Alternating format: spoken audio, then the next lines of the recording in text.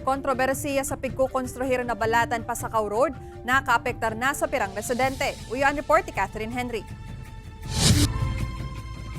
Padagos pa ang konstruksyon kang Pasakaw Balatan Tourism Road kang DPWH na obhetong magbukas ng economic opportunity sa Kabikolan. Basado sa datos gikan sa official website ng DPWH, nakaresibian na sambit na proyekto ning 405.6 million pesos allocation gikan sa 2018 hasta 2020 General Appropriations Act as iniwang total na projected cost na 14.97 billion pesos.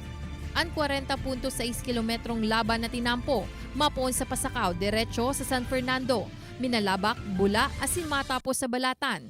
Sa barangay Kotmo, sarong kostal na komunidad sa San Fernando, agrangay kang residenteng si Baron, ang subot da malinaw na plano kang gobyerno para sa mga residentes na maapektaran kang proyekto. Bilang biktima, relocation, saka itong sapat man na bayad dyan. Kapag naman kami makaharong kung gagabaon na.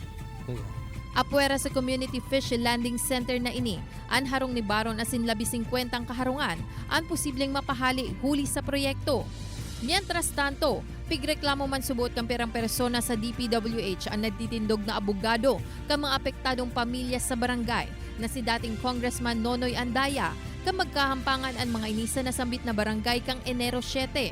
May nagdumanda ang mga kalakihan, mga armado.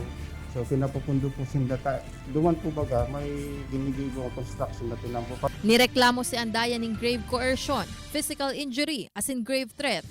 Residents mismo ng lugar, Barangay Kotmo, did not even make a statement that I was there or they even saw me there. So I don't understand where it's coming from. Pigka-question man subuot ni Andaya ang mga substandard na materyales na ginamit sa proyekto siring na sa nakankabilya asin ang gasang nagapo imbes na boulder. Pigporbaran kang GMA Regional TV Balitang Bicolandia na kung anon ang lado kan DPWH alagad hasta sa ngunyan dahil ini nagsisimbag. Paglilinaw ka mga apektadong residente, daisin da kontra sa mga proyektong obheto ang progreso kan komunidad.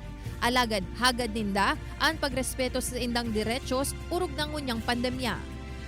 Kay Banan si Jovel Obiso, Catherine Henry, Balitang Bicolandia.